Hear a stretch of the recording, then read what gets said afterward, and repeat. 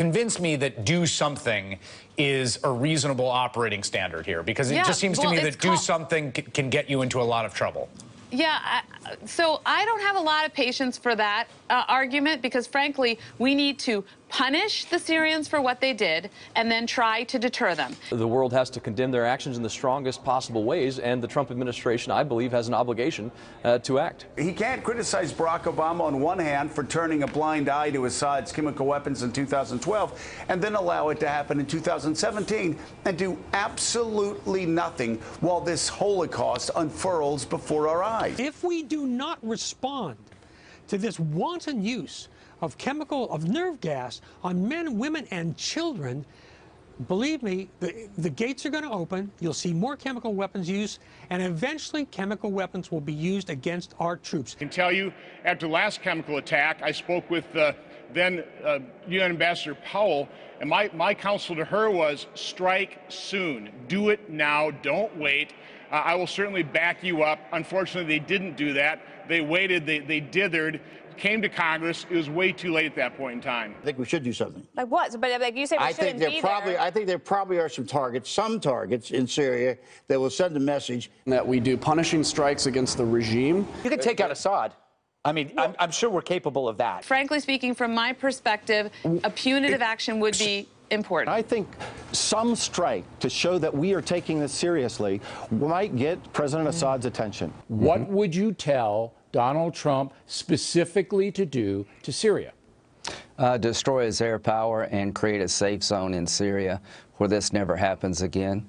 I would so by punish him destroying, militarily. we'd have to bomb their airfields, correct? Right. There are Russian planes there. Yeah. They should move them. There's two options, a strategic or a tactical. What I mean is, one is wipe the entire Air Force off the map of Assad's air, if we are sure that Assad did this, or a smaller tactical strike in which you just take out airfields or a couple of planes. I think we have to be prepared to keep all options on the table, whether it's military action or whether it's classified covert activities as well. In Syria, this is a place where he could actually try to do something, and it would be more than the previous administration had done.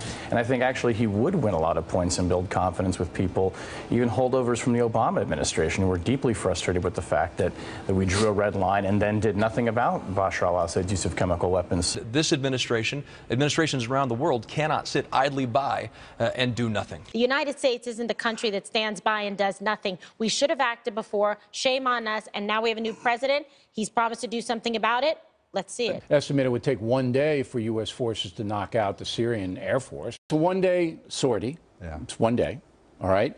And you knock out their Air Force. So I think in a relatively short period of time, one night, maybe two, we could destroy the entirety of the Syrian Air Force. Strikes against the regime to make it clear that the use of chemical weapons, the benefit you'll gain from that are outweighed by the cost you're going to incur from strikes. I believe we could have and we could still use our military to safeguard lives. What I would like to see is a focus on using military force to push Assad to negotiate in good faith. Coercive diplomacy. And I do think the time is long past where we should be looking at strikes against Assad's chemical weapons facilities, stopping his aircraft from being able to take off. Okay, so you would take military action against Assad. Now that's that's a pretty strong deal. You'd probably have to go to Congress. Well, it's a shift for me.